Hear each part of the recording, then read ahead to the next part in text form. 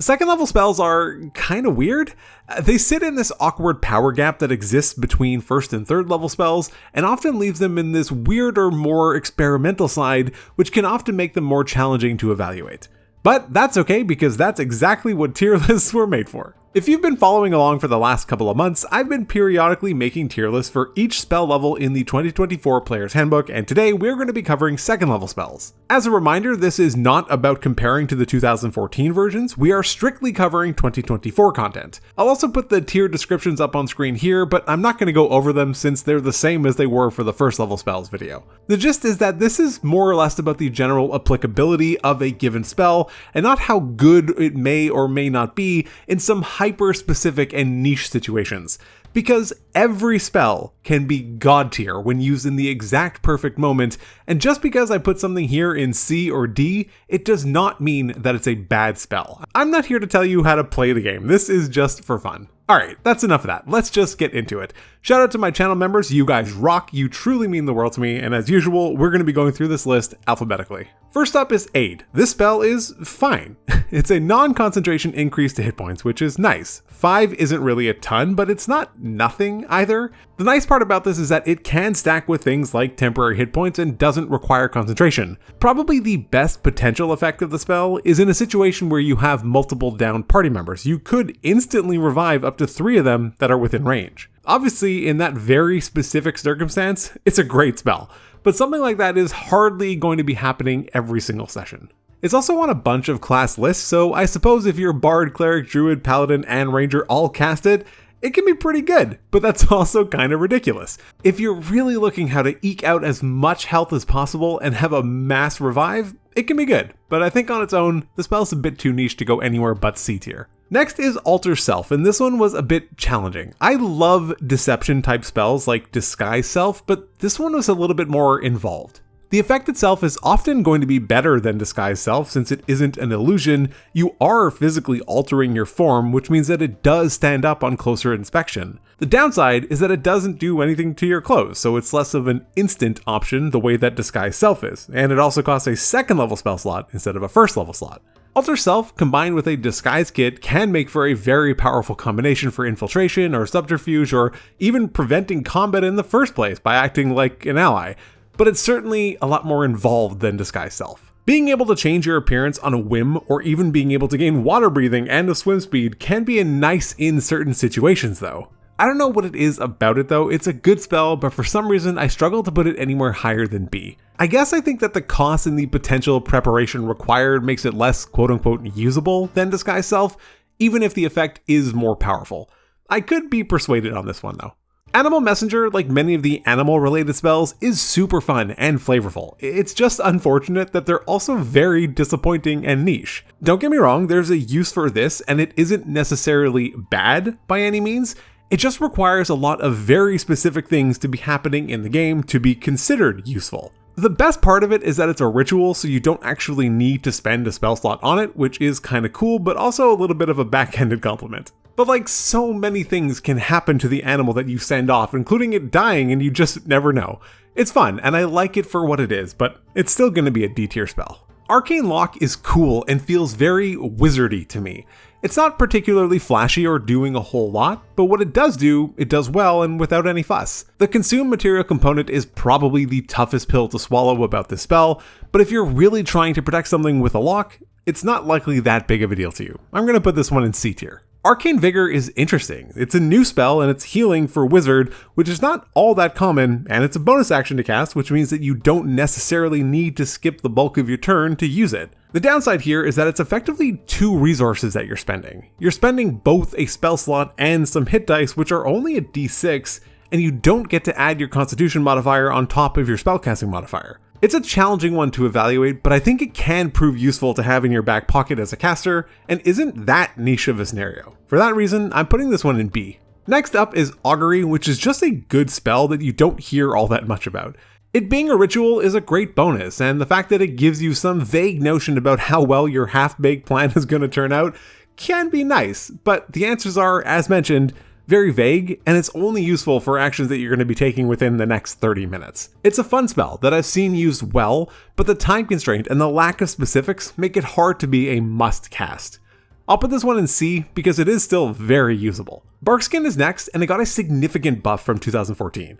It's now a bonus action to cast, it doesn't require concentration, and sets the target's AC to 17 if it's lower than that. It's a solid defensive option now, and can also combo with a shield for a pretty respectable 19 AC. You can also cast it on a familiar or the druid in wild shape, so there is a good amount of versatility here too. This is a solid B tier spell, maybe even on the cusp of A, but probably not. Next up is Beast Sense, and it's just another fun beast-flavored spell. It can be very useful in scouting situations, especially so since you can benefit from any special senses that it might have. It's a ritual, which again is also nice, and you don't lose control of your own senses. As far as all the beast and animal spells go, this is probably the best one that we've seen so far, but even then, it is still dependent on having a beast around. If you're a Beastmaster Ranger though, that might not be that much of an issue. I'm gonna put this one squarely into C tier. Blindness Deafness is a reasonable control spell that's also conveniently on a ton of class lists. It has a pretty great range now of 120 feet, which makes it much more useful outside of combat than it used to be as well, but it's obviously even better in combat as well. It's attached to a constitution save, which kinda hurts, but it doesn't require concentration, which is a big deal. It's going solidly in B tier. Blur is a weird one. Disadvantage on all attack rolls against you is obviously very good, but it is a self-only spell and does also require your concentration. Most wizards and sorcerers are probably not going to want to be all that up close and personal anyway, so that relegates this one to mostly being more effective on something like an Eldritch Knight or a Bladesinger. I think it's good, but in many cases, having something like Bane active could probably have been better, or other non-concentration options like Shield or the new Mirror Image, which also got some big buffs. Blur is going in C tier, but probably on the cusp of B. Hey, really quick, if you're interested in other TTRPGs like DC20 or Nimble 5e, you might like a new channel that I co-created with Nathan of D&D Unoptimized. In each video, we sit down with the game's designer, we discuss the design of said game, we have some laughs, we play their game, and tell you who we think it might be good for. The channel's called Tabletop Trends, and we'd love it if you took a look. Thanks. Calm emotions, when used in the right scenario, can be an excellent party buff. Charm and Frightened conditions are quite plentiful in the game, and getting outright immunity to both for the whole party is pretty good. Outside of that, it can really just buy you a little bit of time to potentially de-escalate combat or prevent a hostile situation from getting too out of hand.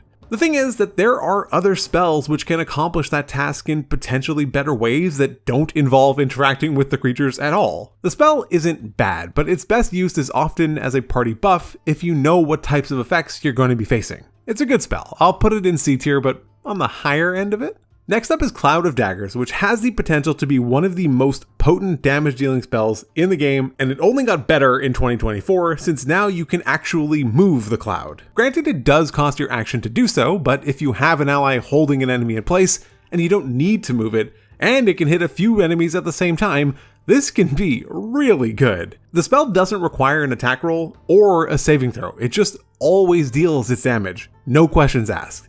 That's incredibly strong and should not be discounted. It also scales fairly well, jumping 2d4 per level. Cloud of Daggers is our first S tier spell. Continual Flame is a spell.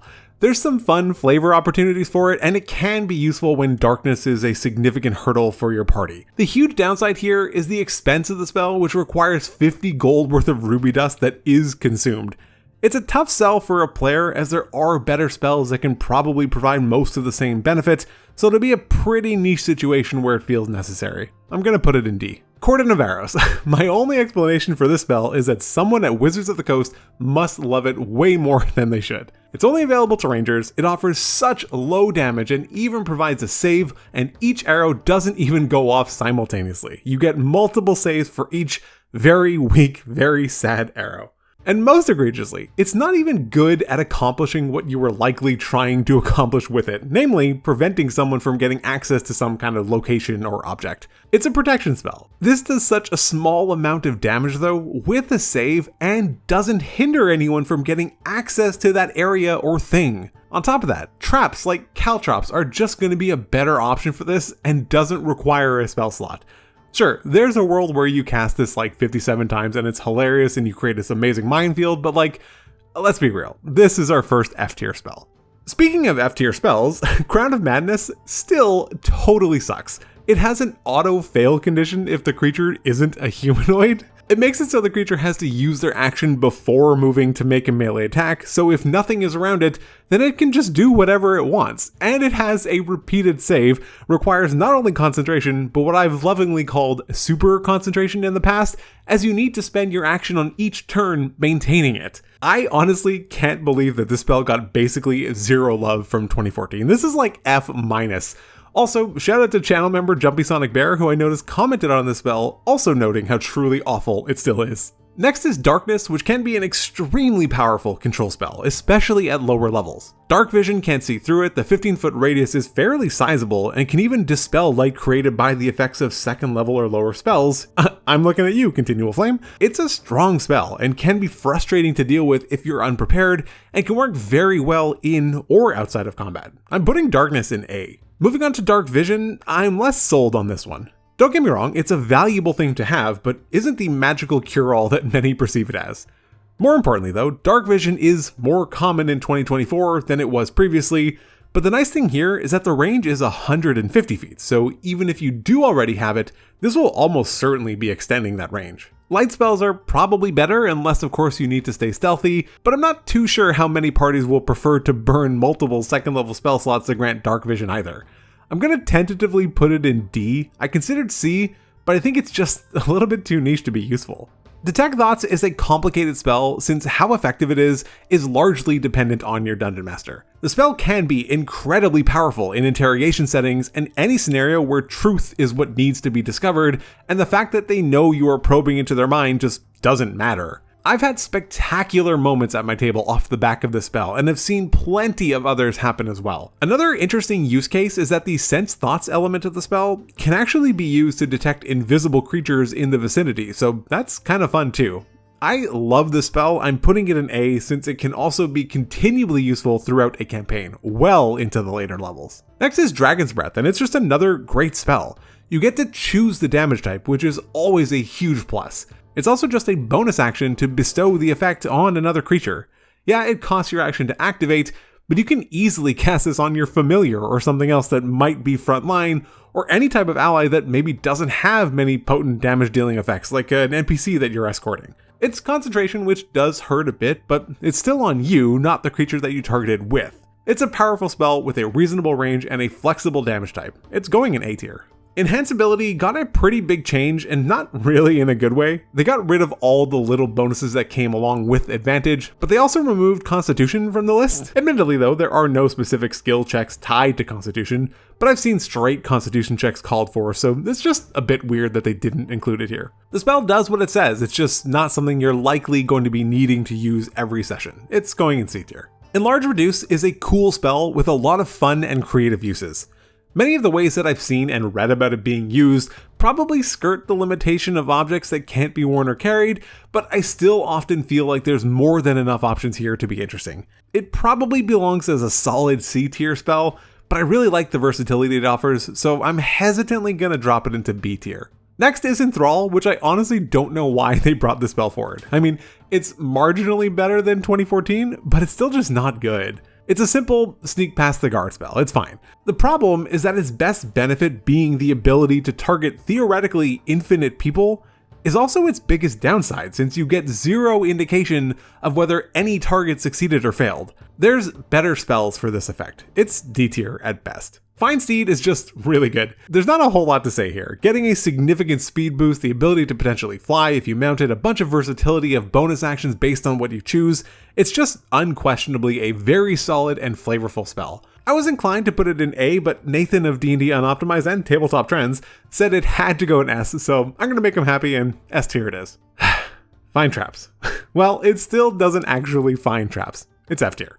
But like, for real, the spell doesn't even do what it says that it does. Detect Magic would be better at discovering things like glyphs of warding, and basically any adventurer with any sense of intuition can likely determine that there's probably a trap somewhere around. Next is Flame Blade, which is a spell that I want to really like. I love the idea of conjuring up this magical burning blade, shedding light and shredding blights. It sounds so cool. The problem isn't even the damage. 3d6 is okay, it's not incredible, but it's not horrible either. The problem is concentration, which is unfortunate if you're a druid casting this given how many of your spells already require it. But more so, the problem is that it's a spell attack. This means that it can't stack with extra attack if you were multi-classing, but it also means that you can't use it for opportunity attacks, which just feels like a shame. There's some additional utility with it generating light, but it still feels like a hard sell.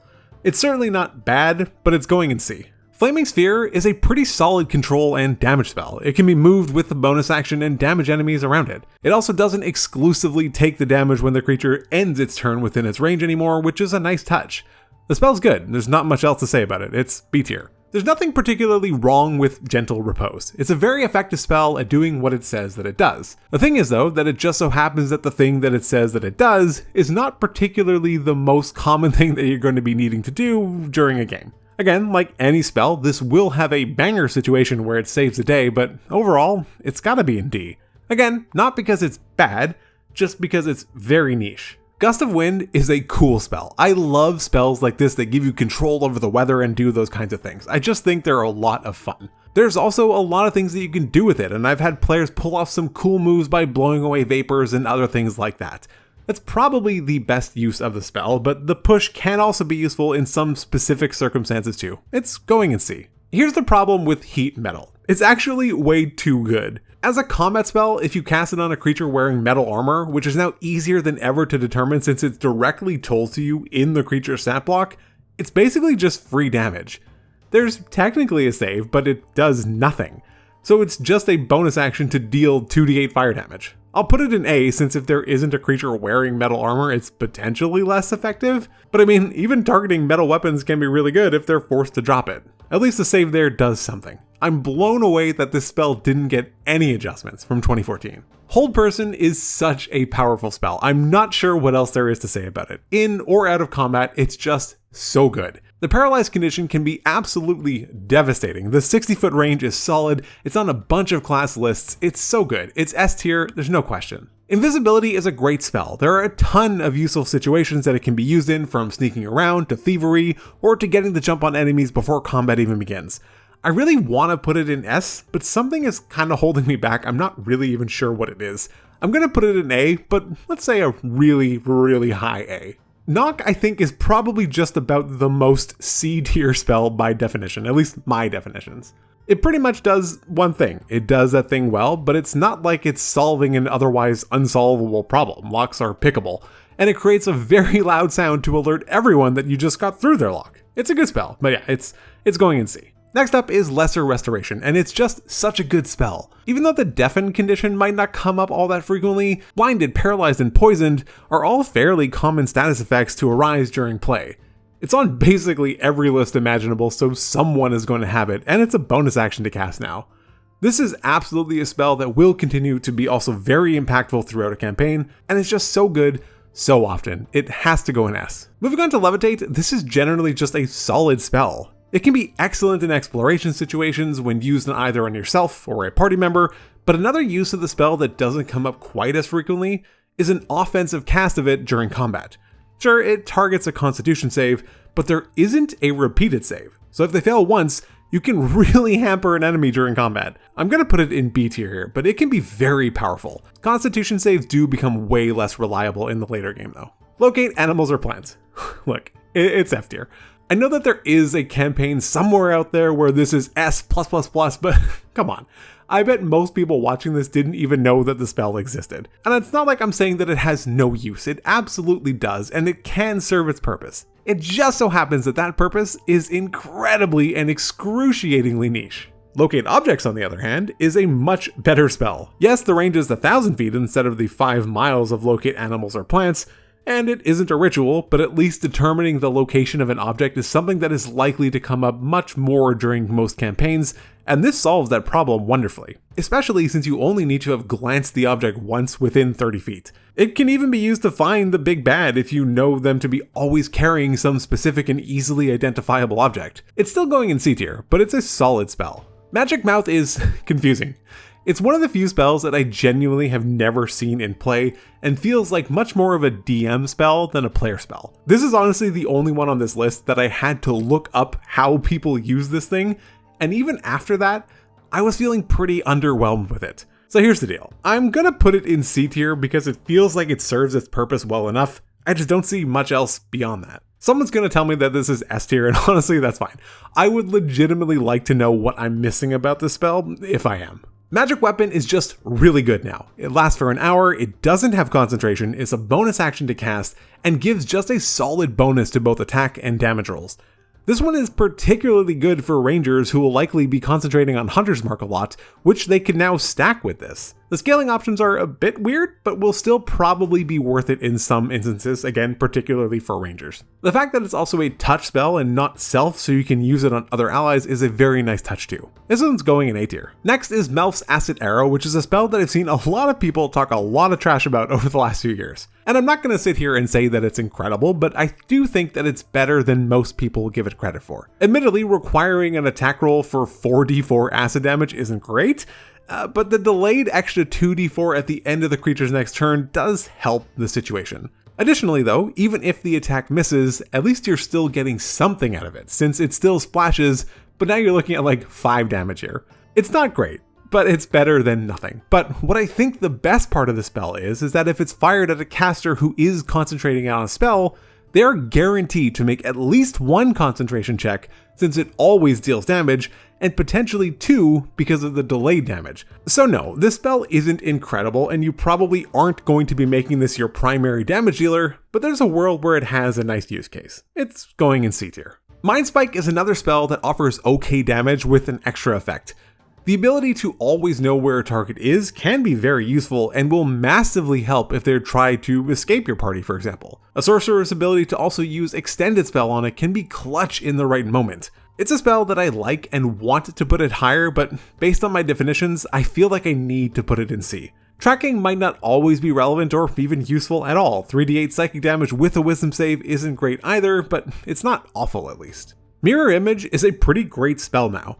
The big thing boosting it up is that you only make the checks to see if an illusion was hit is if the attack now actually hits you, not just if one was made against you. And then you get a 2/3 chance of it just hitting your illusion to tank it instead. It doesn't require concentration and it lasts long enough to probably go a full combat. It's a very strong spell for a variety of different classes. I'm putting this one in A tier. There's not a whole lot to say about Misty Step. It's a great spell. It's got excellent utility both in and outside of combat. It's a bonus action, and there's a bunch of ways to get it for free. It's an A tier spell. Moonbeam is one of those spells that I've always wanted to love, but just never could. Granted, this new version looks better than before, but I still can't quite get there. It deals kind of low damage on a bad save to target.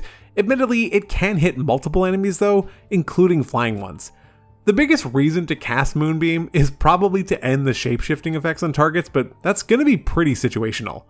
Obviously, if you know that you're dealing with shapeshifters, it gets better, but given the situational nature of it, I feel like I have to put it in C. Okay, Nystul's Magic Aura is probably the spell that I spent the most time trying to figure out where I wanted to place it.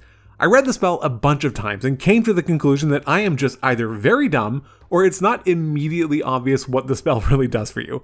Anyways, yeah, I am very dumb, thank you very much, but after a few more reads, I finally figured out what we're doing here. The spell lets you change the way that other spells perceive your creature type. Consider something like Hold Person, which targets humanoids. Well, if you are a humanoid and change the way that your type is perceived to be something like an ooze, well, now you're suddenly immune to Hold Person, or any other spells that target humanoids for that matter. The kicker with this spell is that if you cast it on a target every day for 30 days, the effect of the spell becomes permanent. To be clear, your creature type is not changing. It's just the way that other spells perceive you is changing. So if you've got any significant amount of downtime, or you're willing to burn some spell slots for a month, well, this can be pretty incredible.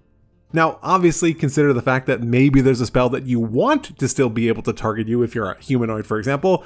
Now it can't. So you do have to remember that. Anyway, I can see a lot of potential with the spell, and I think it's very overlooked and being slept on, including by me. I'm gonna put this one in A. Pass Without Trace is a great spell. Stealth situations are fairly common in most games, and particularly stealth scenarios where you have some form of cover to utilize, or you're trying to move quietly. Honestly, this is better than Enthrall 99 times out of 100. It's a reliable bonus that you know the effect of, and that can be used throughout a campaign. It's a solid B tier spell. Phantasmal Force is such a good spell. Unfortunately, this is another one, as are most illusions, that can be kind of marred by your DM. If they just rule that the affected creature immediately takes the study action every time, it's kind of a bummer. I always consider that they really need a reason to have to do that. But anyway, given that the spell targets an intelligence save and at a pretty healthy range at that, it can effectively take a target out of combat for a while, or to be used in a more dramatic scene during a social scenario, but it can also deal damage. It's an incredible spell that I've seen used to incredibly high levels of success in the past, especially since the target just rationalizes anything that happens. It's S tier, there's no question. Next is Prayer of Healing, which got a pretty nice buff too. The spell now grants allies who remain within the area for the entire casting the benefits of a short rest, and they get to regain some hit points too. Affected targets can only benefit from this once per long rest, but in 2024, short rests are extremely good. Basically every class, except maybe like Rogue, has something that they can get back on a short rest. Obviously Warlocks are the low-hanging fruit here, but short rest can be very potent for basically every class now. Plus, you can regain hit points without needing to spend any hit dice. It's an A tier spell. Protection from poison is a pretty specific effect that is very good at doing what it says that it does. Poison, at least in 2014, was a fairly common damage type, so we're kinda gonna need to wait and see what the new monster manual has in store before we can truly get a gauge of how effective this is gonna be. It does cost an entire action to use it, but it's still a solid effect when it does come up. It's going in C tier. Ray of Enfeeblement is a solid debuff to apply. The upside here is that you at least get something even if the target succeeds on the saving throw. If the target fails, they have disadvantage on all strength-based d20 tests, which, to be clear, an attack roll is part of. So it can be a strong effect to tag onto an enemy, in addition to the damage reduction that it also applies. It's a good spell that can be useful in a few situations and imposes a strong debuff when it lands. I'm putting it in B tier. Rope Trick is just a great spell, there isn't all that much to say about it. It can give you a worry-free short rest, help set up an ambush, hide from enemies that are looking for you. There's a lot of great ways to utilize it, and it's also a personal favorite. It's going in A tier. Scorching Ray is kinda all over the place. You can fire 3 individual rays, which is both good and bad. Each additional ray creates additional chances to miss, so the spell can be quite unreliable, but it also creates greater chances to crit, so there is that. It also has good range, but a pretty mid damage type. It's flexible to be able to hit multiple creatures, or to focus fire one. It's nothing special, but it's certainly far from bad. I'm putting it in B tier. See Invisibility is one of those spells that there is absolutely the perfect moment for. But when that moment comes around, you probably didn't have it prepared because there were just better options. Honestly, there's even potentially better options to reveal hidden creatures like Fairy Fire. Yes, this one does have some additional use cases, but it also does only apply to the caster. It's funny that I say all this as I right now have it prepared on my character that I'm playing in Tomb of Annihilation.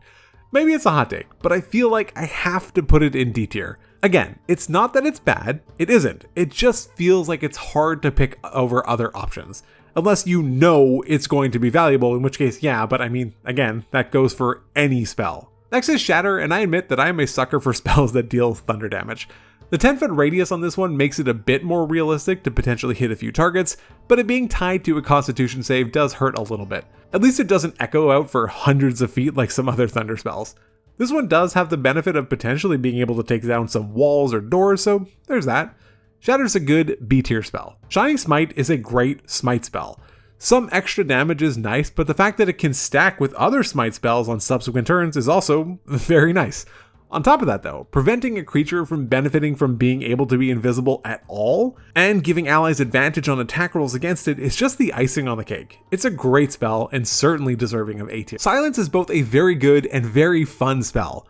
The ability to lock out verbal spells can be positively ruthless, especially depending on the geography of your battlefield, and since the 20-foot radius sphere covers a lot of ground. It can also be great in certain stealth scenarios too. Silence is A tier. I don't have a whole lot to say about Spider Climb. It can be a very good spell in the situation where you need it. You can set up ambushes, you can clear gaps or chasms, you can get the drop on people.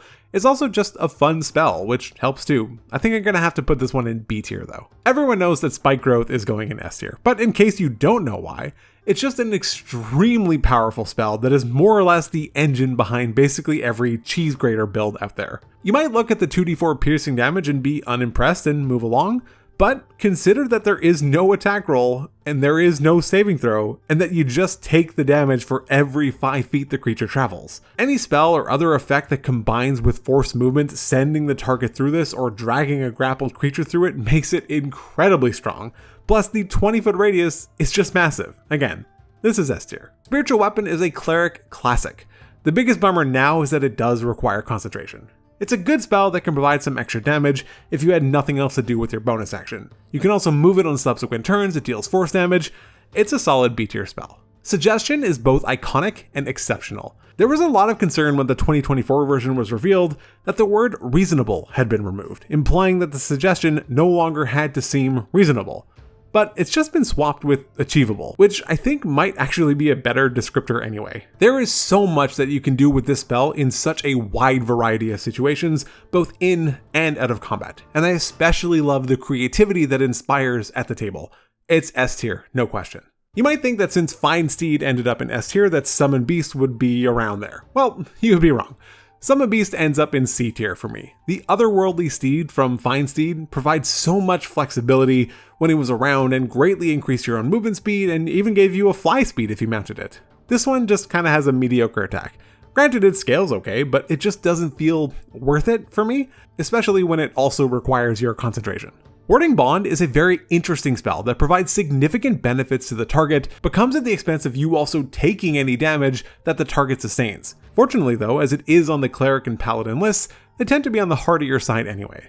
This is just a good spell all around, though the potential extra damage might be a little bit of a concern, but probably not. I'm gonna put this in B tier. Web is just straight up one of the most powerful spells in the game.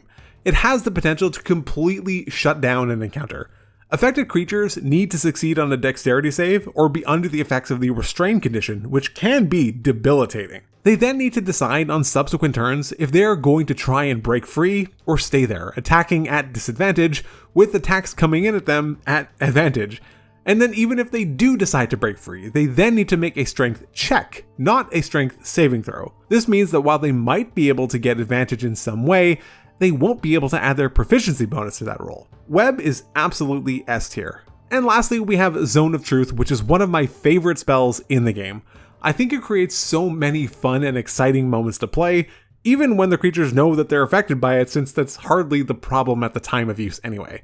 Now there's kind of a funny workaround where a creature can potentially answer a question fully truthfully, but in a language that hopefully none of the party knows, so the whole thing is then for nothing if that happens. It's a good spell, if a bit situational. I'm going to put it in C tier. So that's my list of second level spells. I feel again that there's just such a good spread here, at least according to my super arbitrary rankings.